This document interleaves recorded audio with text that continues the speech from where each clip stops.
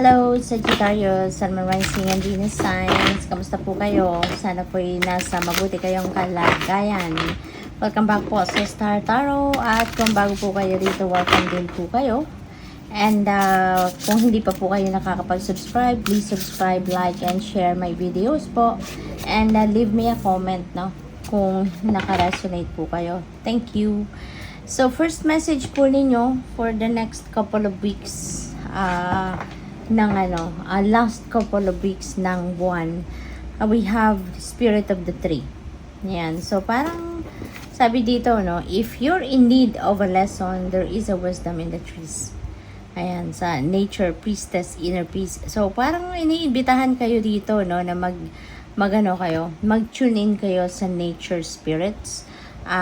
Pwede na siguro ang iba sa inyo matagal na kayong hindi nakakapag-spend time with nature, hindi naman lang kayo nakakapasyal sa park, hindi na kayo nakakapunta sa gubat, hindi kayo nakakapag-hiking, no? So siguro dati nagagawa ninyo 'yan. No, for some of you lang, no, siguro dati ganun kayo. Tapos eventually nagkaroon kayo ng disconnect at naiba, no, yung path ninyo, iba na siguro pinagkakaabalahan ninyo sa ngayon. Kaya this is an invitation for you, no, to spend time with nature, mag-tune in kayo sa nature spirits kasi truly it's very healing, it's very rejuvenating, and it's very therapeutic, no. Kung kayo ay kung mapapansin niyo, no, na kung nag-spend time kayo outdoors in nature, mapapansin niyo na kaigaan ang pakiramdam, 'di ba? Relax na relax kayo pag uwi ninyo, mas magaan ang inyong pakiramdam, mas magaan na yung damdamin ninyo, 'di ba?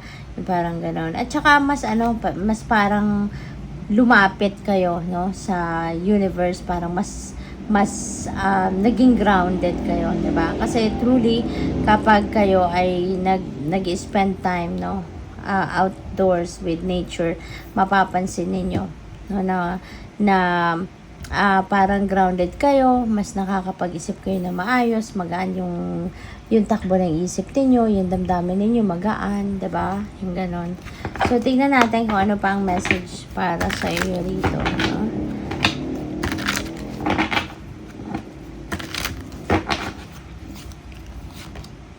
We have the Phoenix. Wow. So, first time kong makuha yung card na to, no? So, since ginamit ko yung deck na to. Resurrection, surrender to change. Wow. So, may mga pagbabagong magaganap kasi there is a new beginning dito. Now, there is resurrection. So, definitely merong new beginning na mangyayari sa buhay ninyo. Parang kayo, phoenix rising from the ashes ang datingan ninyo. Maaaring galing kayo sa isang difficult situation. Maaaring galing kayo sa isang sitwasyon na nahirapan kayo. It was a very challenging situation. And ngayon, mapagtatagumpayan ninyo yan. You are going to resurrect, no? Sa ngayon, from a difficult point, no, sa buhay ninyo, from a mahirap na point sa buhay ninyo ngayon, you are going to be resurrected. So, surrender to change. Kasi there is a new beginning na naghihintay sa inyo rito. Merong bagong yugto, no, sa buhay ninyo na papasukin kayo. Tignan natin kung ano pang mga messages para sa'yo. And before I go on, maraming salamat muna sa mga nakapag-subscribe na po sa aking channel. Thank you for your support. Sa mga hindi rin nag-skip ng ads, ano, maraming salamat din po. At saka sa mga nagpapadala po ng donasyon through Super Thanks, maraming salamat for your support and generosity. God bless you more. At bukas na din po yung aking channel for memberships. So, kung interested po kayo mag-member, then check it out. Thank you po. So, yung next message ninyo is 10 of Pentacles, which is financial gain.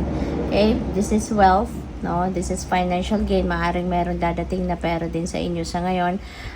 Hindi malayo na hindi mangyari yan kasi hindi malayo na mangyari yan kasi we have also 9 of Pentacles, which is also financial gain.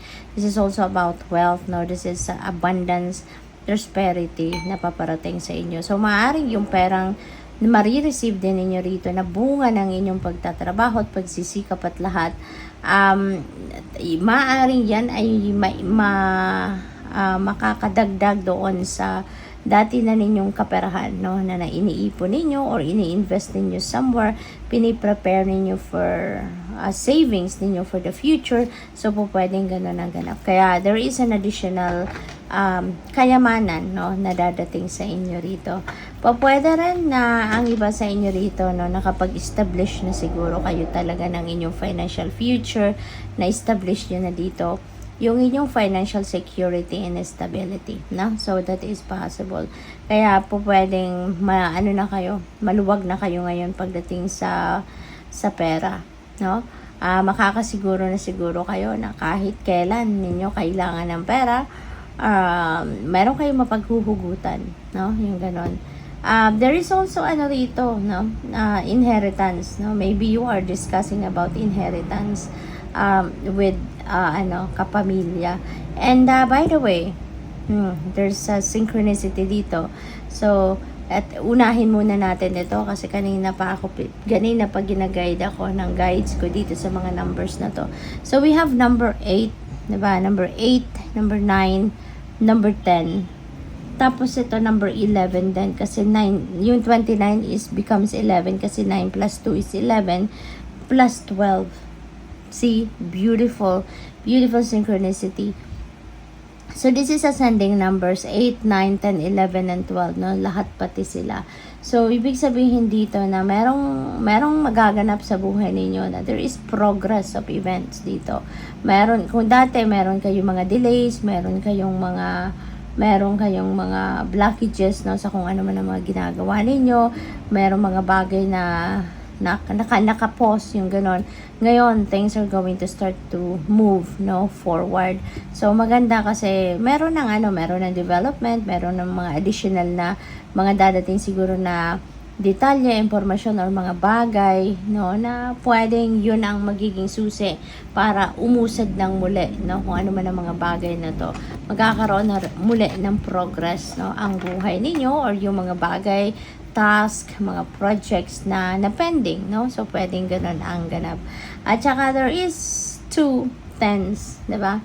So, 10 of Pentacles and 10 of Swords. So, tens represents endings and beginnings, diba? So, merong bagong buhay, no? Merong bagong buhay na naghihintay sa inyo. Merong resurrection, merong rebirth dito, no, na magaganap talaga sa buhay ninyo. At saka 10, yung dalawang 10 is a very powerful angel number. So I suggest na pakitignan po ninyo, i-research po ninyo, i-google ninyo ano yung ibig sabihin ng angel number 10, no, para nang sa gayon mas magkaroon kayo ng additional insight, additional information, additional additional na gabay, no, ang divine universe sa inyo. Kaya yun ang pinadala din sa inyo na synchronicity. And this is really very good we're talking about moving on, moving forward in your life, progress in your life. So yung 10 of Swords din, talagang papunta na kayo sa pagbagong buhay. Papunta na kayo dito sa pag-usad, no, sa buhay ninyo. Kasi nanggaling din kayo rito sa isang sitwasyon na bumagsak kayo to your core. Nanggaling kayo dito sa sitwasyon na mahirap para sa iyo, no? This is a huge challenge na pinagdaanan ninyo sa buhay. Pwedeng sa relationship ito, pwedeng sa kapamilya, pwedeng sa katrabaho. Depende sa inyong sitwasyon, but definitely nahirapan kayo dito. Kasi pwedeng na-betray kayo, naloko kayo, 'di ba? Nabudol kayo rito, na-scam kayo. So pwedeng ganoon ang nangyari. At masamang-masama ang naging pakiramdam ninyo dito. Masamang-sama ang loob ninyo kasi maybe you never expected, no, na yung person na nakabudol sa iyo o nang budol sa iyo is someone na mahal mo or someone na mahalaga sa buhay mo, no? Someone that you have trusted, no? Trusted person mo to. Kaya siguro hindi mo matanggap or hindi mo mabilis na natanggap, no, na ginawan ka ng ganon ng taong ito, no? Kaya sobra kang nasaktan dito. But ngayon you are going to move on from that, no? So siguro na-realize din ninyo na sa tagal na panahon, diba, nahirapan na kayo na nga, sumama ng loob ninyo at lahat, pero hahayaan mo pa ba, no, na mas magtagal pa yung sama ng loob, 'di ba? Kaya mas pipiliin mo ngayon na magano na kayo, tanggapin na ninyo kung ano man ang nangyari at magpatawad, no? Kasi not necessarily naman na kailangan mong sabihin doon sa tao na pinapatawad mo na siya, or not necessarily na yung taong yun ay humihi or hihingi sa iyo ng kapatawaran. Not necessarily na gano'n, no? At least sa loob natin, 'di ba?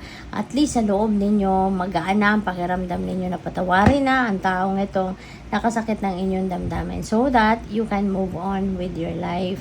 Kasi parang pag nagpatawad na kayo, gagaan na yung pakiramdam ninyo, mabubunutan na kayo ng tinik, maalis na yung bigat, no, sa inyong dibdib, yung ganun ba.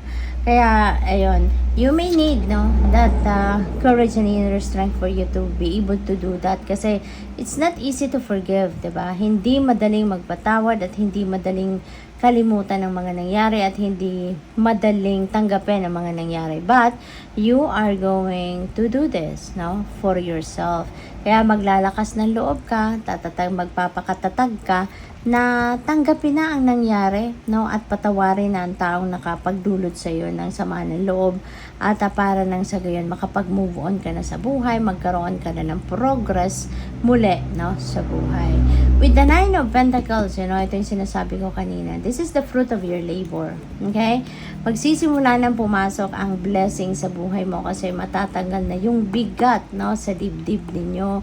Yung galit, resentments, yung anger, those are low vibe energy. So, you are ready to accept na, 'di ba, kung ano man ang nangyari, kaya matatanggal na din yung mga negatibo, no, sa inyong pakiramdam. Kaya magsisimula nang pumasok, no, yung blessing sa inyo.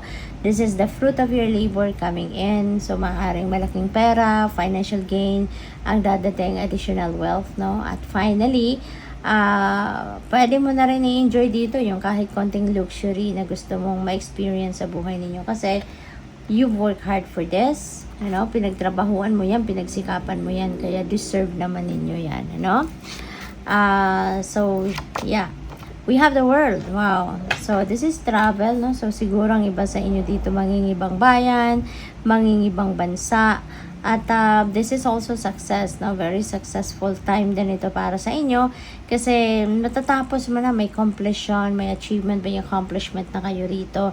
You are able to, or you are going to, you are going to succeed na sa ginagawa ninyo. This could be a long-term project, pwede rin pag-aaral na finally matatapos mo na. No, matatapos mo na. Kaya there is another new beginning, no, na magsisimula sa buhay ninyo. So maraming movement talaga dito mangyayari sa buhay ninyo. There's going to be a lot of things, no, siguro na gagawin kayo. Kaya ayun, magiging mag-aano na kayo. Pwedeng magta-travel kayo, you will be traveling a lot. Pwedeng ganon, no? So good luck. What else? We have Five of Cups. Ito yung dati ninyong energy, no? This is where you are coming from with the Ten of Swords as well. Sobra kayo nalungkot sa nangyari sa buhay ninyo. Masyado kayong nalungkot kasi kung ano man ito. Kasi pwedeng relationship related ito, no? Sagittarius for some of you. Pwedeng relationship yan, nabudol kayo ng person ninyo. Baka napagsinungalingan kayo ng bonggang-bongga. Alam mo yun, yung parang ginagawa kayong tanga at some point. Kasi syempre pinagtiwalaan mo siya, mahal mo siya eh. So nagtiwala ka. Tapos yun pala, ayun, binudol ka.